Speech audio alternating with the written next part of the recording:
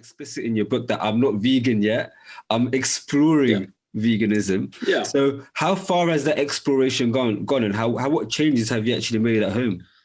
So I think even before I started writing, I'd already sort of experimenting with, different types of milk. So, I mean, I've now pretty much cut out having any cow's milk at home. So I just get oat milk. I like the oat milk. So there's that. I found the last few months after writing the book, there's been a lot of experimenting. So we've found plant-based yogurts. We've found a plant-based butter that seems to work quite well. And I mean, we've tried a couple of plant-based cheeses. They're okay. They're not brilliant. They do the job, but I mean, I didn't really find one where I was like, yeah, I could just have this. But at the same time, we've not made any broader changes in the family. So like the kids still have the cow's milk. There've been a couple of times in the morning when thankfully they've got to the age now where they'll wake up in the morning and go down and get their breakfast sorted. And they'll be like, Daddy, we had your Oatly dudu. I'm like, okay, great, fine.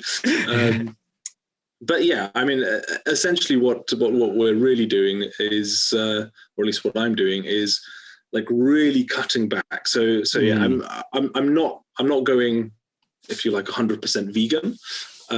I feel like, I mean, I have friends and family who've done it. They'll sort of go, yes, we're vegan, but we'll have a little bit of milk, or we'll have a bit of like paneer. If my mom's made paneer, then I'll still eat it. But I kind of feel like saying you're vegan. A lot of vegans do this, right? They'll go, oh, but if you say you're vegan and then you still have some, you're not vegan. So it's essentially, I think it's this phrase that you hear a lot of celebrities say, predominantly plant-based. Predominantly plant-based. So I think I'm basically going predominantly plant-based. And yeah, that's sort of where I am at the moment. So yeah, if there is no alternative, I'll have the dairy or the eggs. And oddly, I did think one of the things that it did make me think was maybe I could eat a little bit of meat actually, because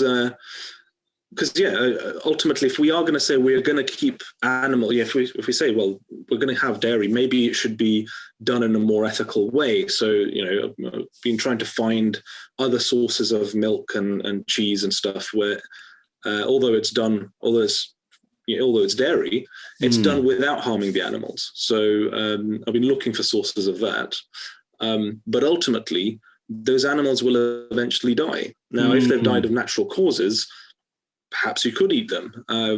But personally, I'm sticking with vegetarian and being predominantly plant-based. So yeah, that's sort of that's how I've sort of ended up at the moment.